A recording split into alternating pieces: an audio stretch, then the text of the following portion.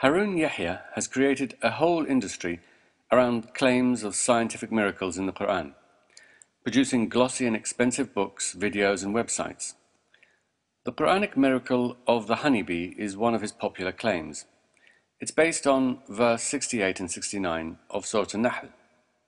وَأَوْحَى رَبُّكَ إِلَى النَّحْلِ أَنِ اتَّخِذِي مِنَ الْجِبَالِ بُيُوتًا وَمِنَ الشَّجَرِ وَمِمَّا يَعْرِشُونَ ثُمَّ كُلِي مِنْ كُلِّ الثَّمَرَاتِ فَاسْلُكِي سُبُلَ رَبِّكَ ذُلَلًا يَخْرُجُ مِنْ بُطُونِهَا شَرَابٌ مُخْتَلِفٌ أَلْوَانُهُ فِيهِ شِفَاءٌ لِلنَّاسِ إِنَّ فِي ذَلِكَ لَآيَةً لِقَوْمٍ يَتَفَكَّرُونَ.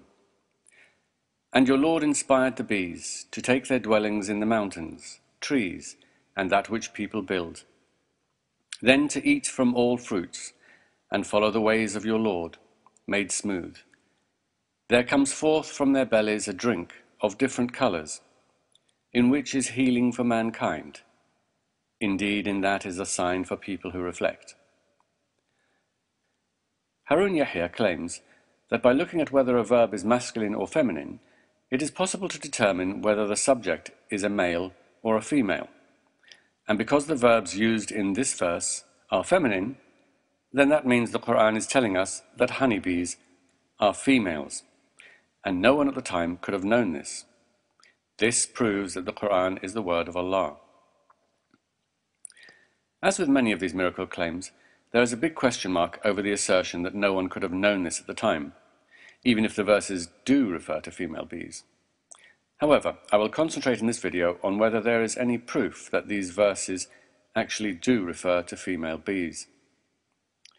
The first problem is that the verse says, اتَّخِذِي مِنَ الْجِبَالِ بُيُوتًا وَمِنَ الشَّجَرِ وَمِمَّا يَعْرِشُونَ, which literally means, take the mountains and trees and what people build as dwellings. The problem is that male bees also take these places as dwellings, which immediately invalidates the claim.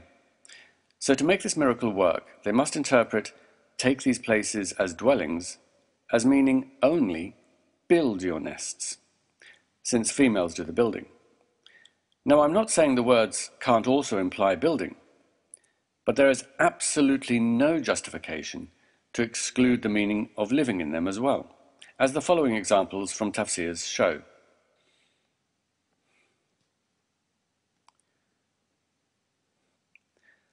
Those who make this miracle claim need to ask themselves this question. If it was indeed Allah's intention to only refer to the building of nests, then why didn't he say build instead of take? Why be general when he wanted to be specific? Why be vague when he wanted to be exact? You see, the problem about making very precise scientific claims based on language is that one has to produce very precise language to support it. Secondly, there is an even more serious problem with this miracle claim. Using female verbs simply doesn't mean the bees must be female. No one who knows Arabic would make such a ludicrous assertion.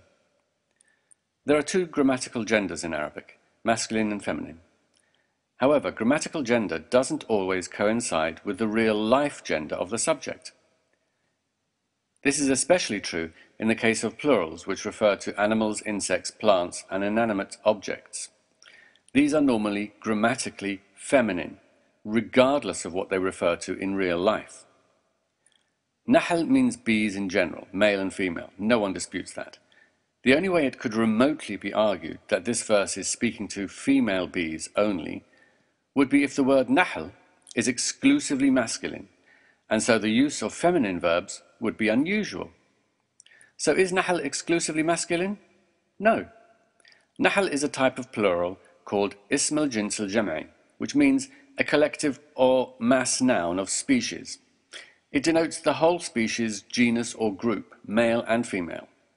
It can be treated as grammatically masculine or feminine without it having anything to do with the actual gender of what is being referred to. In fact, more often than not, the Quran treats collective nouns as feminine, so it would be unusual if it was not in the feminine.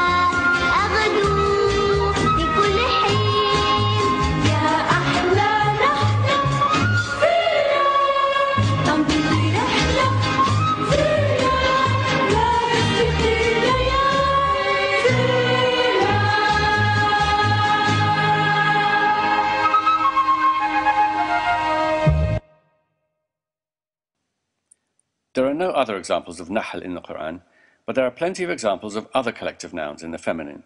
So let's look at a few examples. Birds, tayr. Have they not seen how the birds are held poised in mid-air? Nothing holds them up but Allah. Indeed, in this are signs for those who believe. By Harun Yahya's logic, Allah only holds female birds up in the sky. Rum, the Romans or the Byzantines. The Romans have been defeated. Only the women of Rome have been defeated, apparently. Qawmun, people. If they deny you, even so, before them the people of Noah, Ad, and Thamud denied their messengers. Apparently, it was only the women who rejected Noah, Ad, and Thamud. Ibil, camels. Have they not seen how camels are created? And here Allah astonishingly tells us that He only creates female camels. I hope it's clear now that treating collective nouns as grammatically feminine has absolutely nothing to do with actual gender.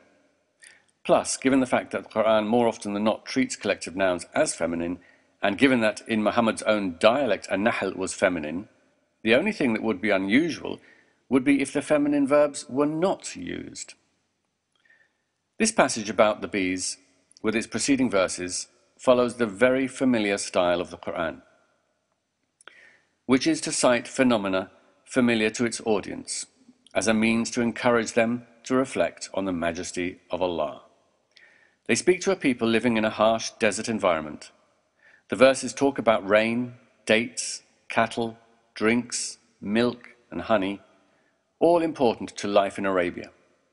It's saying, look at these wonderful things that you depend on to survive. It is Allah who gives them to you. Think about how great He is.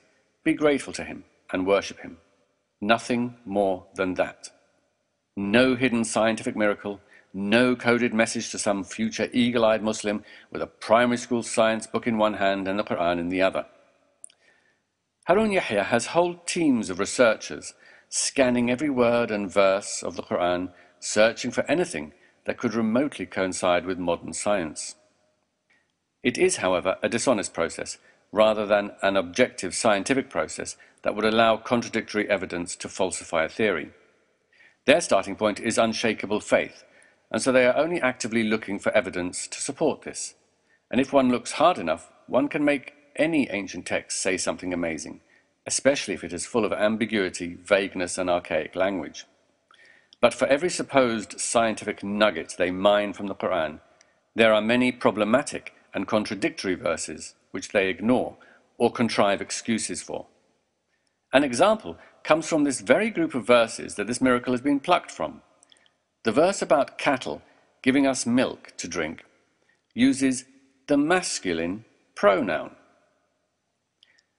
In fact, Harun Yahya would have a much stronger case to claim this as a miracle, since the word for cattle is not even a collective noun like nahl, which can take the masculine. The word used for cattle is an'am, which is what is called a broken plural.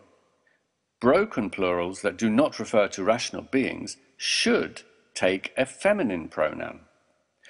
So I hope Harun Yahya will allow me to contribute another miracle for his glossy books, the scientific miracle that milk actually comes from bulls and not cows. And this really is a true scientific miracle discovered by the Quran, because modern science has yet to discover it.